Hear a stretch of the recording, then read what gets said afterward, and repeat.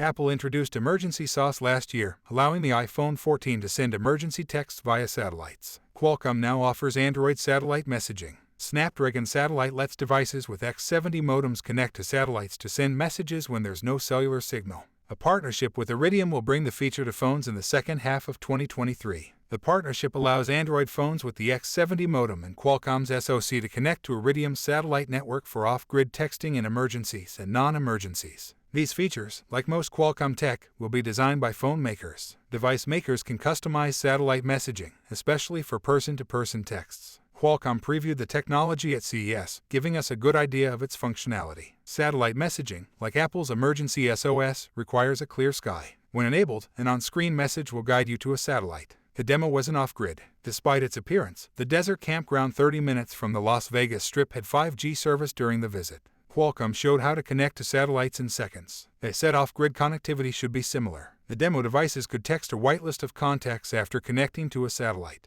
Qualcomm says that feature will stay so spam texts don't clog satellite networks. The company said OEMs could make messaging feel more like a messaging app than the demo interface we saw. Other restrictions exist compared to messaging apps. Satellite messages are 140 bytes or 160 characters, making them more like SMS than modern apps. Satellites cannot send photos or videos. Qualcomm intends to use Snapdragon Satellite for non-emergency messaging. Unlike Apple's Emergency SOS, satellite messaging could make the Android version more useful because you could stay in touch with family and friends in remote areas. However, non-emergency texts may incur additional charges, so use the feature sparingly. Qualcomm declined to speculate on the cost of these messages, but they are likely to be more expensive than SMS. Snapdragon Satellite supports emergency texting only. In emergencies, the company partners with Garmin, which makes the inReach satellite-based emergency communication device. Emergency texts will be sent to the inReach SOS call team. Apple, on the other hand, may call first responders for the emergency message sender. Unfortunately, we didn't get many details about when Snapdragon Satellite phones will be available or how many. Samsung expects satellite-ready phones from multiple OEMs in the second half of 2023. However, not all Android phones with an X70 modem and Qualcomm SoC have the features. Qualcomm says X70 phones released before the second half of the year lacked the hardware for Snapdragon Satellite connectivity. Now that we know the hardware requirements, we should start to see which devices will support satellite messaging in the coming months. Like and subscribe.